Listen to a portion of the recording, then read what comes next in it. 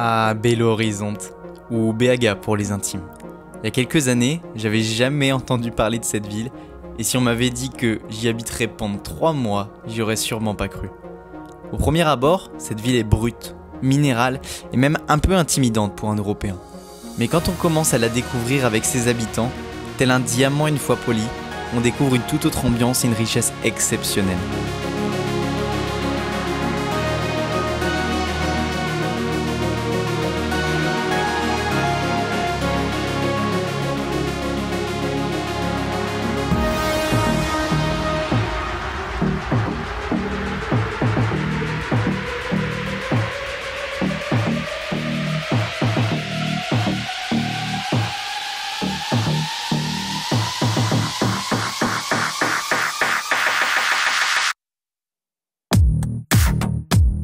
Avec plus de 2 millions d'habitants et grande comme 3 fois Paris, Beaga fait partie de ces villes brésiliennes tentaculaires.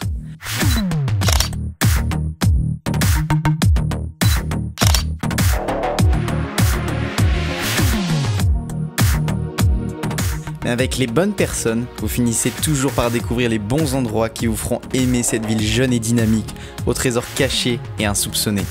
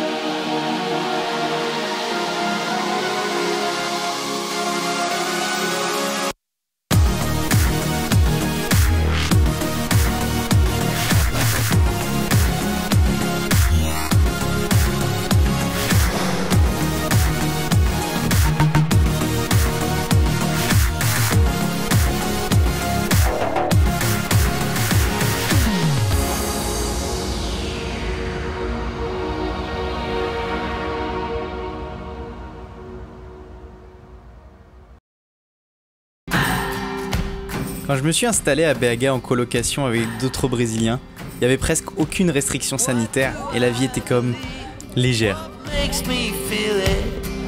Après des mois sans bar, sans restaurant, sans véritable loisir, quel plaisir de partager ces moments qui nous manquent tant avec des Brésiliens toujours prêts à faire la fête.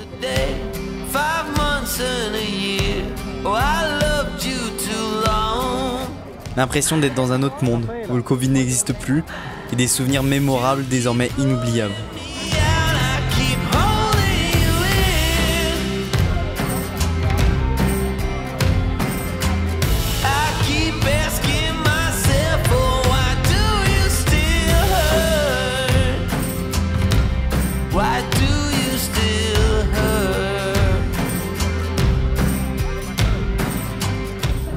Ici, la tradition veut que quand on est un poète de passage dans la ville, il faut traverser le viaduc Santa Teresa, l'un de ses plus grands symboles.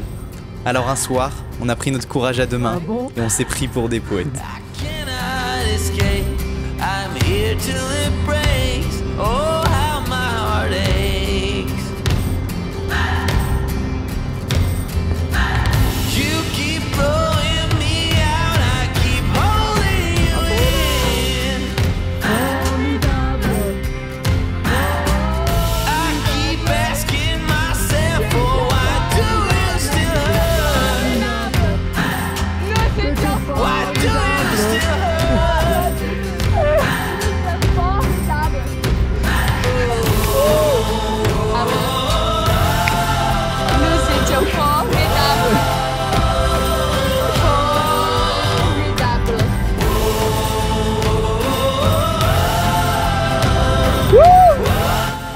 vue et quel souvenir exceptionnel. Ah là là, nos somos artistas. Poetas. Still rolling the dice, still hoping to find a future for me. Tá chegando, tá chegando.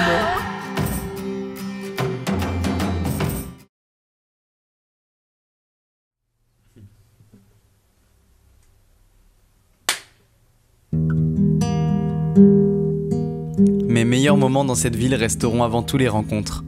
Les habitants de l'état de Minas Gerais sont réputés très chaleureux et ils n'ont pas manqué à cette réputation.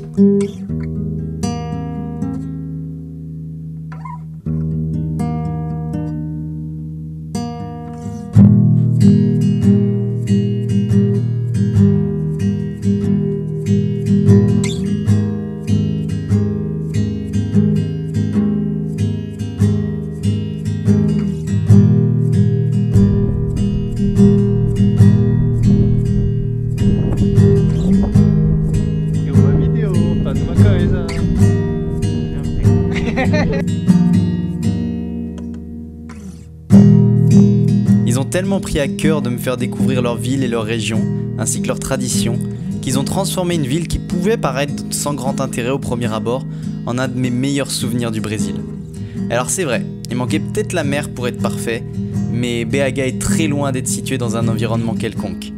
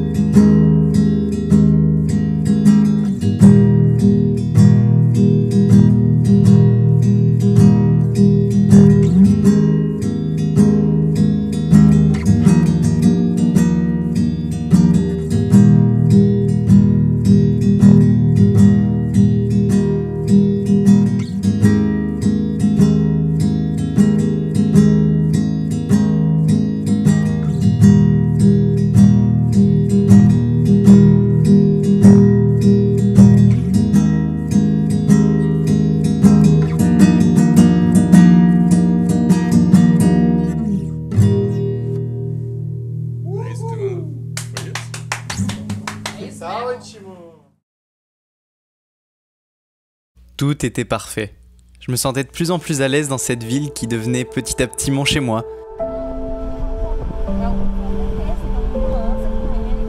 Et puis, passé l'insouciance et l'innocence, la dure réalité est venue me frapper une nouvelle fois, et avec encore plus de force.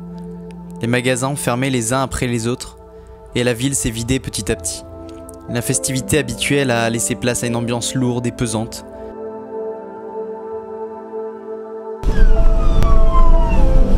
Les sirènes des ambulances ont remplacé la musique des bars dans la rue.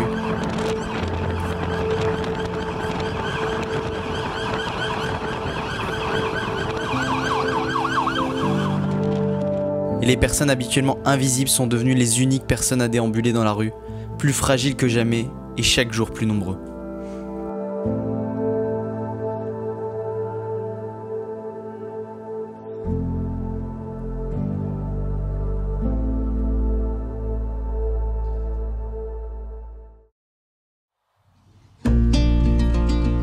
C'était donc reparti pour un confinement.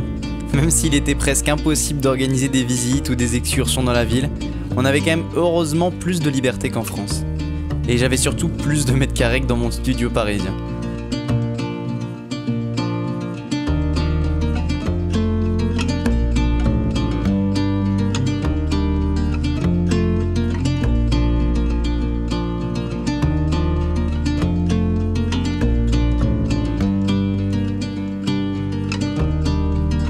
Je me suis donc consacré davantage à mon travail, tout en étant soulagé d'avoir des amis avec qui partager ce moment toujours difficile.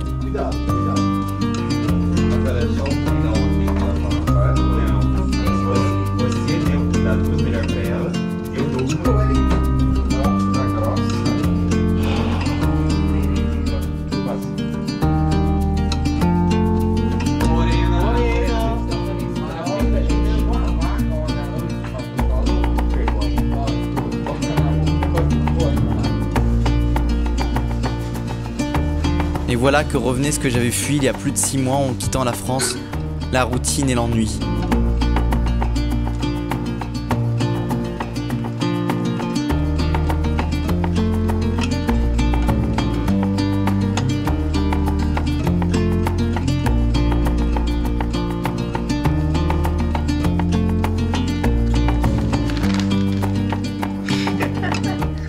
Et on finit quand même par trouver de quoi s'occuper et rendre ce moment moins pénible qu'il n'aurait pu l'être.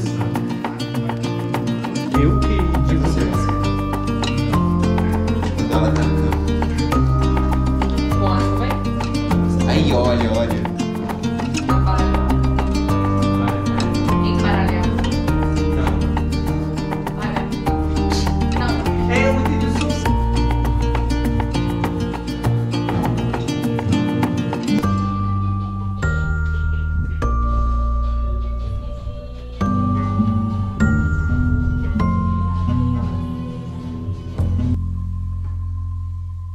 Et au Brésil, même en restant à la fenêtre, il peut se passer des choses assez impressionnantes.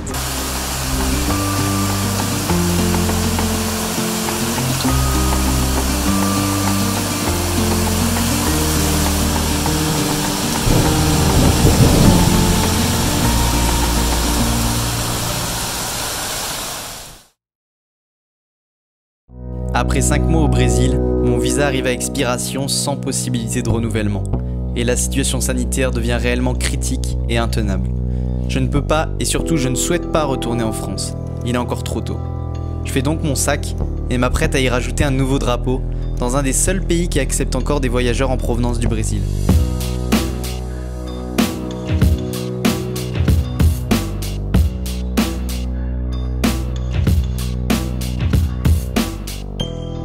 J'ai le cœur lourd de devoir quitter un pays et ses habitants qui sont désormais gravés dans mon cœur, et encore plus quand c'est dans l'un des pires moments de leur histoire.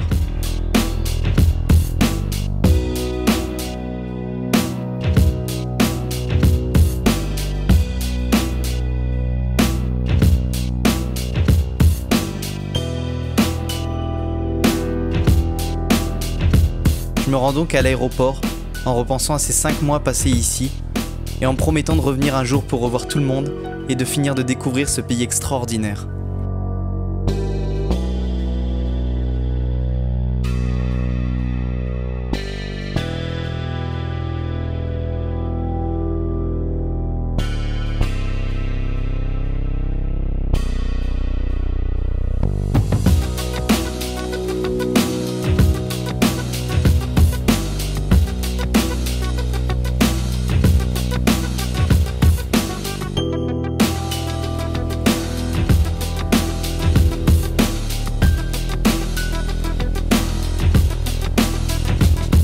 Une nouvelle page de mon voyage s'écrit aujourd'hui, un nouveau départ en solo.